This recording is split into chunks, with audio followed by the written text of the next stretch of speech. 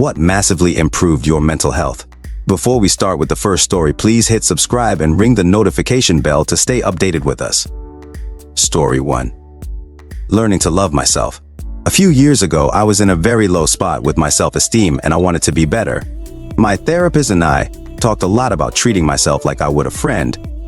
It sounds cheesy, but I started writing compliments to myself on post-it notes in the morning and placing them on a mirror. It didn't take too long before I started to believe them. It's amazing how being nice to yourself and giving yourself grace can really improve your mental health. Story 2. Exercise. Every single day and outdoors for me wherever possible. I coupled it with giving up alcohol a couple of years back and cutting out sugary crap.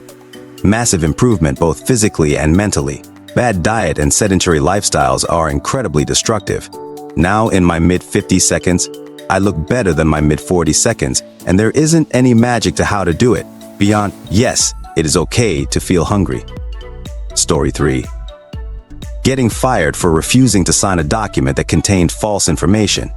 As traumatic as being fired for the first time at 48 was, it led to some remarkable events in my life. I have a stronger relationship with my soul and my family now, and I have also experienced a lengthy period of personal growth. I stood my ground, lost my job, and reaped benefits much more valuable than money. Story 4. Preface: don't condone drug use, but for me, magic mushrooms. I took a controlled dose with a friend, with a set of questions lined up that I wanted to be asked to me when I was tripping TF out. This is so I could ask my inner thoughts things like, who am I? What do I value and represent, etc. Ever since that evening, I've had bounds of confidence. I'm outgoing and able to communicate far better with folks. IDK if the shrooms tricked the tism or what the interaction was there, but it was life-changing in the best way possible. Story 5. Microdosing with mushrooms. Stop giving a f how the world or others see me. I am old enough to finally realize I don't give two f about their opinion of me. And also realizing I have missed so many beautiful moments by being held hostage by PTSD and other issues. My kids are almost adults and I wasted so many years letting that control me that I almost missed the happiest years of my life. Not anymore. If one days I spiral, I stop and think about those two and I stay grounded instead of spinning out. Like in the movie Hook. For us old-timers, my daughters, are my happy thought. Story 6. Getting diagnosed with ADHD. My confidence has skyrocketed. I'm holding down a job for the first time in my life. Got it through a government program, and 4 months later I'm a de facto project manager for a pilot program that's do or die for the company. The combination of medicine that works and a purpose in life has literally turned my life around. It's only been 8 months since I was put on the right meds. My biggest worry now is my increasing tolerance to the meds, and if my blood pressure allows for an increase in dosage, I'm still at the lowest dose. Also, I'm not getting enough sleep. Story 7.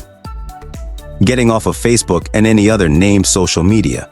It was really depressing to see friends, former teachers, and other people I once respected go down the rabbit hole of crazy. Yes, I know you can mute hide people, which is what I did a lot of, but I did it to so many people that I started to wonder why TF am I here at all? So I no longer am. Ignorance is truly bliss. If when I see those people, I can just shoot the shit with them without thinking about whatever wackadoo thing I saw them post recently. Before anyone gets all snarky, yes, I know Reddit is social media, but it's much easier to curate to block stuff out. And I don't know any of you, so it's much easier to ignore you and write you off as an a-hole if you act crazy versus someone I've known my whole life. Story 8. As an American becoming apolitical, my quality of life and interactions with other people IRL and online has improved noticeably since I went out of my way to get all the American politics out of my life. My family and I get along way better now as well, because when they say something that I wholeheartedly disagree with, I don't even bother addressing it. Any subreddit that was over political, gone. Same with YouTubers or anything else. When other people try to bring up that normally starts arguments, I either straight up don't engage or don't know enough to engage anyways. US politics is a complete mess, and the way people act on both sides gives me palpitations just thinking about it. I'm positive there are people who would call me stupid, uninformed, or even selfish, but my mental health and quality of relationships is more important. Story 9. Being aware of my mental state. I'm mid-40s and have had several severe depressive episodes in my life. I learned about CBT and learned to understand more about my mind and how it works. Understanding signals, understanding what I could do to work back to a healthy state. When COVID and the lockdowns came, I was ready to take it head on, and did mentally, physically though. A lot of my poor mental health came from a lack of self-confidence and self-awareness. I always worried about what people would think of me. I basically don't care now. I am who I am successful in my own right, and I am happy with where I am in life and what I achieve. Story 10. Realizing doctors do not have all the answers, and you know yourself better than them. I was misdiagnosed as bipolar for years, endless attempts at finding a medication combination that would work for me. Turns out, I never had bipolar. I have OCD. The biggest mistake I made was going PhD and getting started with psychiatry. I would have been far better off with just therapy. Truly, therapy in a group setting and medications nearly killed me. I have a fatty liver now, solely from years of being on medications I never needed. Plus, my mental health got drastically better when I was forced off all my psych meds due to the fatty liver. Story 11. In June of 2019, I had a moment where I was like, I'm in my 30 seconds, what the fuck am I doing? I was at the time in the worst shape of my life. Signed up for an Instagram bodybuilding dudes program, only because I needed structure with meals and to learn what workouts to actually do.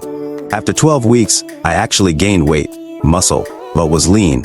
After about 6 months, COVID hit, but I already had good exercise habits and found ways to work out at home and ride the bike outside, etc. Got married a few months later, and luckily the gym reopened, so I went extra hard and was in the best shape of my life.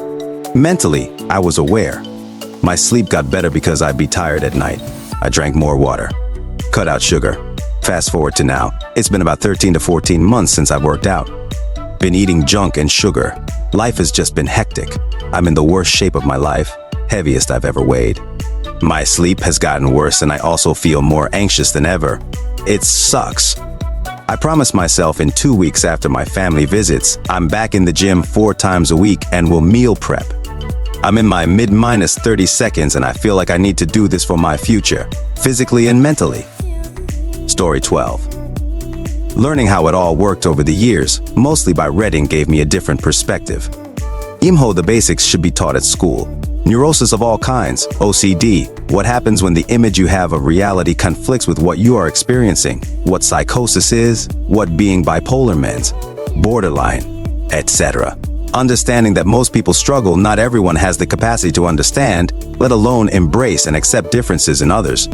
We live in a society where mass psychosis is rampant and accepted, which is fine, but we have to understand it's happening.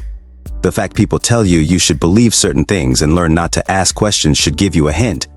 We live in a society where most people are depressed and don't even know they are.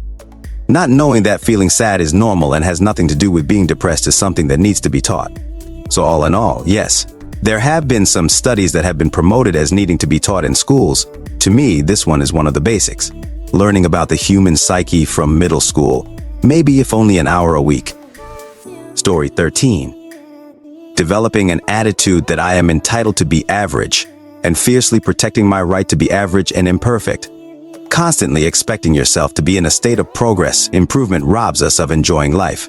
You have to be able to wake up and notice when you feel too drained and tell yourself, I'm going to rest today, because like all humans, I am deserving of rest and days. I am going to avoid all forms of productivity today. But here's the most important part.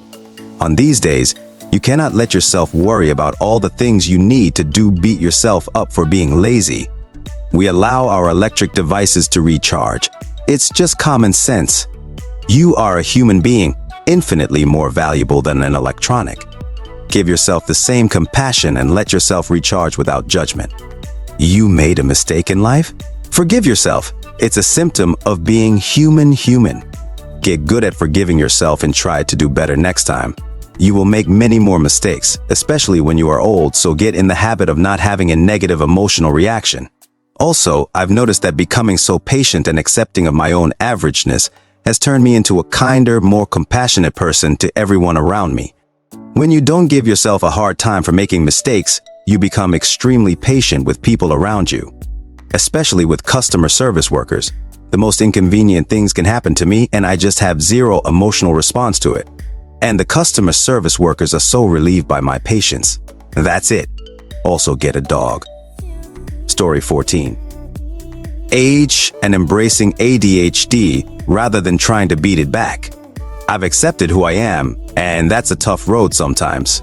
I read a lot. Fiction, non-fiction, everything. Apparently, that's not what most people do. At any given time, I'm reading a stack of stuff. I speed read at a pretty good pace. I'm lucky in this respect. I attribute the knowledge I've gained from that as one of the reasons that I am where I am. I love expanding my vocabulary, crosswords, and other puzzles, and absolutely enjoy writing. It's my superpower. I learned that I have kryptonite, limits. When my limit is reached, I either take myself out of the situation, leave, or I tell people. Sometimes I can exceed my limits and sometimes I cannot. Dwelling on the times I cannot is easy to do and it's a waste. Always ahead. Meditation and exercise are frequently my answer to that. I learned being absolutely honest was always better than the alternative. You don't have to remember the truth. People don't always like the truth, but that's on them, not me. Is it always nice? No. I learned to understand that other people's problems can't always be solved by me. Sometimes you need to back away, really far away. Becoming steeped in other people's drama can be a vicious trap. There's a careful balance between being support and just enabling the problem. I learned how to argue effectively and efficiently. I love research, debate, and logic, but there's more to it than just book smarts. I understand that some people can never be convinced in an argument. I love playing devil's advocate in an argument just to make people think about things. I also learned that some people don't like that being either arguing and/or thinking. One other thing, humor. I've learned that mocking a problem can be useful in deconstructing it. I enjoy using humor as a tool. Some people do not understand or appreciate that and can have very negative reactions. Humor has a time and a place. I don't always have to use it with my outside voice. I learned how to test the waters to gauge people's reactions. Story 15. De-emphasizing the importance of my every thought. Most human thoughts are nonsense. I question every single negative thought, and every single one so far has turned out to be bullshit. No joke. It's a game changer. Edit. I feel compelled to add that I came to this practice by reading Eckhart Tolle and Byron Katie mostly. Both reference great spiritual leaders throughout human history. Jesus, Lao Tzu, the Buddha, Ramana Maharshi, who all point to this notion as a path to end suffering. There are many contemporary writers who also point to the same truths, some mentioned here. Suffering is optional. Edit 2. I am thrilled this comment made it to the top of this thread. For those who know, be generous in this advice. Humanity depends on it. Edit 3. Lots of folks asking what books I would recommend. The short answer is that you cannot choose incorrectly. Also, it all depends on where you are and what grabs you. But in my opinion, The Power of Now by Tolle is a great intro to his work. A Mind at Home with Itself by Byron Katie is what I'm reading now for the second time, so I suppose I would recommend that. But truly, read descriptions and pick what pulls. Alright folks, that's a wrap. If you like this, please hit the thumbs up and subscribe to the channel. You can also share your those in the comment below.